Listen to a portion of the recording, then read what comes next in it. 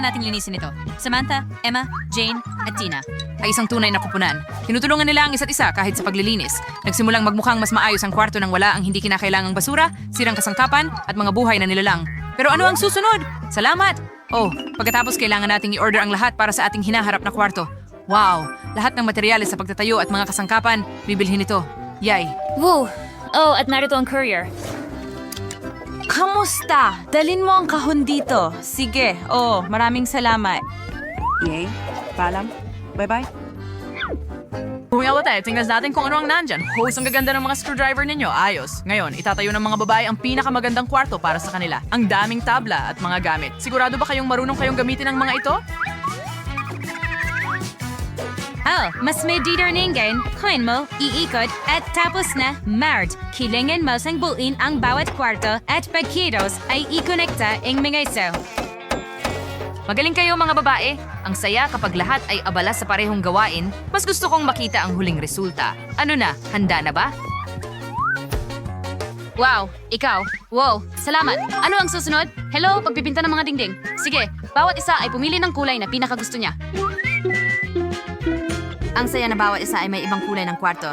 Yehey! Woohoo! Woo! Ang lahat ay napakaliwanag at maganda. Sigurado yan.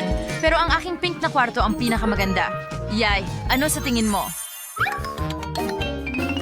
Nagbasa ako ng bagong libro at agad na na-inspire na ayusin ang kwarto ng may magandang dekorasyon. Ang garland ng mga bituin na ito ay siguradong babagay dito. Oh, ang ganda! Ano pa ang nasa kahon ko? Ang gagandang mga sisiw ng pato. Ito ang aking baby duck. Ito ang kapatid na pato. At mama duck. Yay! Quack! Woo! Woo! Quack! Okay. Sa pamamagitan ng paraan, napakalambot. Gusto ko agad kumanta. Ano sa tingin mo sa performance ko? Ah! Ano? Ano? Diyos ko, ang kapitbahay sa ibaba ay tuluyan ng nabaliw. Ano ang ginagawa mo dyan? Oh, astig! Ano kaya ang ipandekorasyon ko sa kwarto? Tama yon. Malalaman natin ngayon. Ang mga asul na puppets ay magiging maganda. Naglalagay na pop-it na pulaklak, si Ting-Ting, maliit na mesa, cute na ilaw. At ngayon, kailangan kong palubuhin ito. Tingnan mo ang aking pool. Ang galing. Oh, at may mga bola ako dito. Yay! Kahanga-hanga. Woo! Asul na mga lobo para punuin ang aking kwarto. Jeon. Yay! Ho, may pool siya doon. Kailangan ko ring palamutian ang aking kwarto. At ano ang meron ako dito? Isang garland ng mga balahibo? Bagay ito sa akin. Ang ganda ng kislap nito. Wow! Ito ang perpektong pink na carpet. Ang pink na flamingo ay natira mula sa isang paglalakbay sa dagat. Tingnan mo ito. Kailangan ko itong i-inflate. Perpektong upuan. Well, ang ilang plush na laruan ay hindi kailanman magiging sobra. Nakuha ko na? Ano? Kayo bang lahat ng mga babae ay nagdekorasyon na ng mga kwarto ninyo? Seryoso? At bakit ako ang pinakamasama dito? Ngayon ay ilalatag ko ang berdeng damuhan, maglalagay ng berdeng upuan, at ilang malalambot na laruan. Hoy, wala pang handa. Wow, mas maganda na ngayon. Ang mga kwarto ninyo ay naging mas kawili-wili. Tayo na ba? Yay! Dinala ko ang maliit kong loro na ang pangalan ay Rio, kasama ko. Mahilig siya sa mga bula ng sabon. Gusto mo ito, hindi ba? At meron akong alagang maliit na guinea pig. Si Rebecca ito. Napaka-cute niya. Ang pinaka-fashionable na guinea pig sa mundo. Paliliguan kita.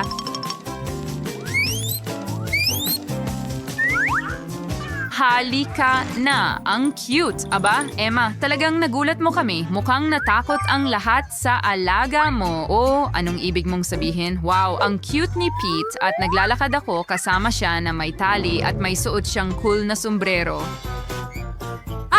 Hindi. Halika na! Cute siya! Hindi siya nakakatakot. Tingnan mo yan. Oh, mukhang hindi nakakatakot sa sombrero. Napaka-cute pa nga. Magpapatuloy na ba tayo? Oh, sino ang dumating? Tina, mga bisita mo ba ito?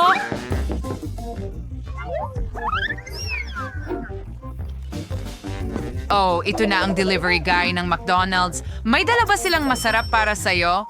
Astig! Sana ibahagi mo ang masarap mong pagkain sa lahat. Astig! walang espesyal. Bumili ba ako ng apple pie? Pero gusto ko ng cherry. Samantha, para sa'yo ito. At ito ang paborito kong burger ngayon. Tingnan natin. Oh, mali na naman. Bagay na bagay sa akin. Pero gutom din ako. Ano pa? Isang cheeseburger? Para talaga ito kay Emma? Paano naman ako? Sarsa, iyon lang? At may bawang pa, ew. Naku, Tina, huwag kang mag-alala. Pero pinakain mo ang lahat ng mga babae. Tiyak na masaya sila at hindi gutom. Salamat. Bon appetit, mga babae. Enjoy sa sarsa, Tina.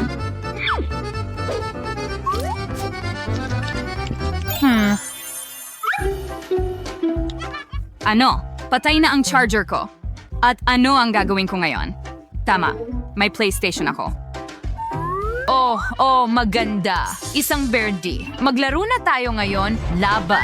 Halika, Tina. Hoy, Mais, sasama ka ba sa akin? Siyempre. Ano ang gagawin ko? Sige. Oh, tara na mga babae. Oh, grabe. Oh, pwede ba akong sumama sa inyo? Hey, Jane. Ano? Tara na, tingnan mo sila naglalaro. Oh, ang galing yan. Hoy, tara pwede ba kami makilaro sa inyo? Hindi. Ah, tama. Well, may virtual reality glass. Sako talaga. Astig. Jane, punta tayo sa ibang planeta. Ano? Ano sa tingin mo sa ideya? Maganda. Wow, tara maglaro na tayo agad. Sige. Oh, ang ganda niyan! Hey, ano ang ginagawa nila? Ito ba ay virtual reality? Wow, Samantha, tingnan mo yon. Emma, ang ganda mong maglaro at kumanta. Ang galing. Oh, grabe. Iba ang tunog ng cool. Ipapakita ko sa iyo ngayon. Mga speaker at isang disco ball. At ngayon, pwede na tayong mag-party. Tara na. Bakit ang ingay? Wow! Oh, ginising mo lahat ng mga babae. Mga babae, bumaba na kayo kay Samantha. May party siya sa kwarto. Mag-enjoy kayo. Alam ko kung paano patunayan sa lahat na mas cool ang musika ko kaysa sa mga walang kwentang kanta ni Samantha. Ngayon, itudo natin ang lahat at pwede kang magpatugtog ng hard rock. Wow, si Emma ay tunay na rocker. Ang tunog ng kanyang gitara ay talagang cool. Lumakbo kayong lahat papunta sa kanya. Yay. Yay, lahat ay sumasayaw. Paano naman ang party ko? Astig. Ngayon, ihahanda natin ang pinakamasarap na cake sa mundo. Idagdag natin ang paborito kong berdeng kulay, masarap na cream. Sige. At isa pang layer ng cake. Tingnan mo, ngayon dagdagan pa ng pangkulay. Naku, grabe. Oh, tapos na ba? Kailangan natin kumuha ng bago. Oh, alam ko. Ano ang ginagawa ni Samantha doon? Wow! Isang cake? Gusto ko ring mag-ambag. Ngayon, pipinturahan natin ang kordon ng pink. Perfecto! Astig! Tingnan mo ang kulay na ito.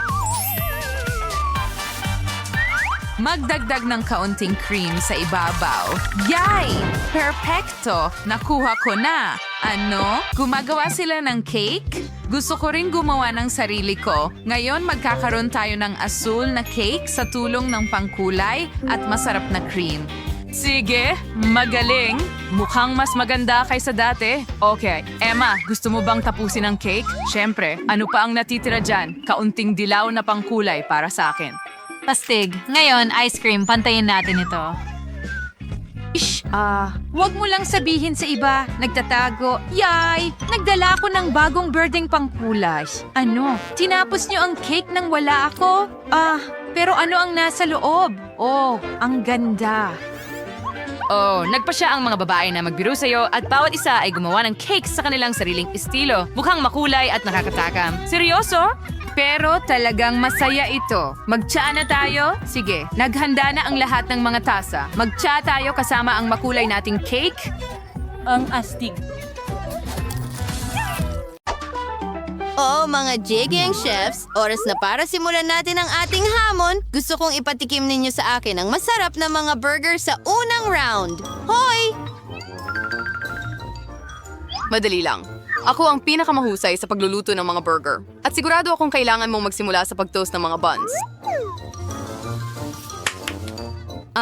Kung gagamitin mo ang binili, syempre. Pero ang tunay na chef ay dapat marunong magluto ng buns sa kanilang sarili. Mabilis lang itong gawin, pero mas magiging masarap ang burger. Ganyan lang, ang galing. Oh, ang daming murang pasiksa. Ngayon, tingnan natin kung magyayabang ka pa rin kapag naging itim ang mga buns mo sa isang saglit. Emma, ano ang nandyan? Walang kahit ano dyan! Bakit mo ako inaabala? Tumigil ka! Ano ito? Bakit ang itim ng tinapay ko? Parang tinta ng pusit. Sige, ito ay isang napakagandang ideya. Mas astig ang itim na tinapay. Panahon na para ilagay ang mga magiging buns sa oven para maluto. Maring ko malikay tayo sa palaman dahil yung pangunahing bagay sa isang burger ay masarap na mga patty at cheesy ang akin. Ano kaya ang masastig? Madali lang! Ang seafood burger ay hindi matatalo. Ito ay inihahain lamang sa mga pinakamagandang mamahaling restaurant. Nakakita ka na ba ng patties na gawa sa hipon at crab sticks? Lulutuin ko na ito ngayon. Opa? Ilalagay ito sa lata ng ganyan lang. Sobra na yan. Mas gusto ng mga tao ang mga klasikong burger. Halimbawa, tulad ng halos, natapos ko na. Kailangan na lang buuin. Tingnan mo kung gaano kalaki at nakakatakam ito. Ang iyong burger ay magiging maputla pagkatapos kong lutuin ang akin. Ang akin ay magkakaroon ng napaka-hindi pangkaraniwang sarsa na may abukado, kataas ng limon, at mga pampalasa. Kailangan lang itong haluing mabuti sa blender at pagkatapos ay maipagsasama ko na ang aking obra maestra. Ang galing! Yan na yon. Samantha, tiyak na ang pagkatalo mo. Tingnan natin yan. Jane, piliin mo ang panalo. Hindi ko alam kung saan magsisimula. Siguro dito. Oh, gustong-gusto ko itong klasikong burger. Napakasarap talaga. Panahon na para lumipat sa uso na black burger. Mayroon pang espesyal na guwantes para dito. Tingnan natin kung gaano ito kasarap.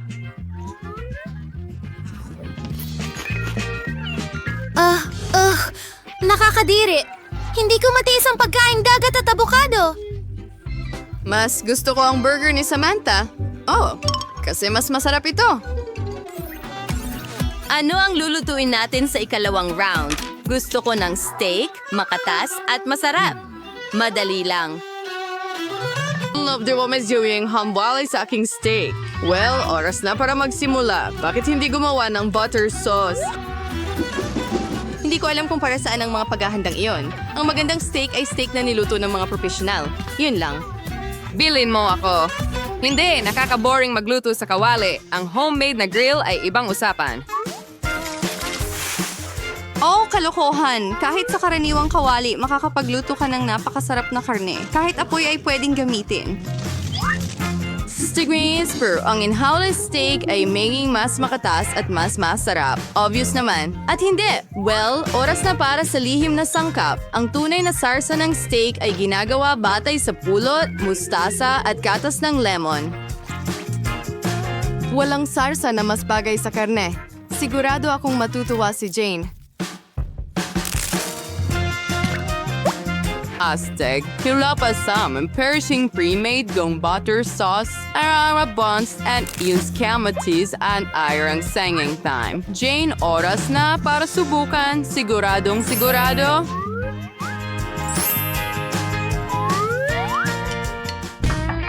Sa pagkakataong ito, sisimulan ko sa steak na niluto ni Emma. Tingnan natin kung gaano ito kasarap. Amoy pa lang, nakakatakam na. Hindi ka panipaniwalang masarap, kaya pwede kong tikman ang steak mo na may sauce. Emma, ang galing mo! Talagang napakasarap! Ngayon, oras na para suriin ang steak ni Samantha. Hindi naman masama ang amoy.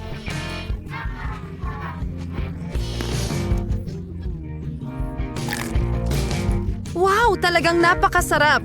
Ang pinakamahusay na steak na natikman ko. Samantha, panalo ka na naman. Siyempre, magaling akong magluto. Maharaduras Kemperta bagong hamon. Yung pangkaratan gusto ko rin more roll.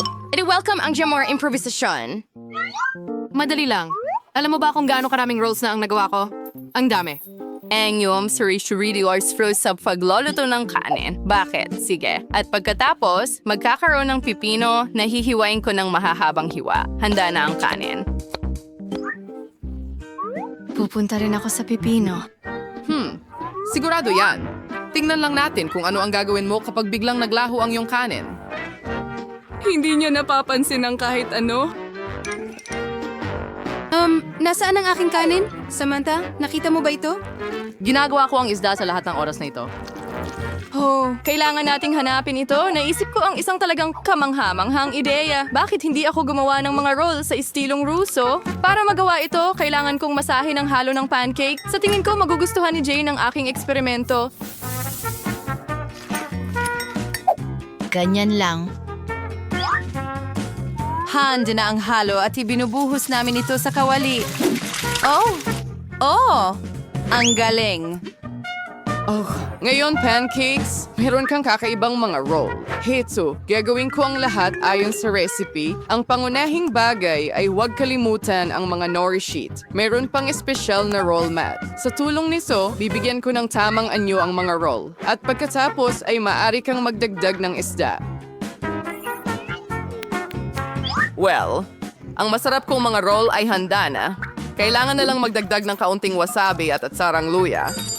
Astig, pero mas magiging orihinal ang mga roll ko. Ito ay magiging roll na may saging at jam. Sino ang tatanggi sa ganitong putahe? Wala. Lahat ay mahilig sa matatamis. Bukod pa rito, bubuhusan ko ito ng strawberry syrup. Tingnan natin kung kaninong rolls ang mas magugustuhan ni Jane. Sa pamamagitan ng paraan, oras na para malaman.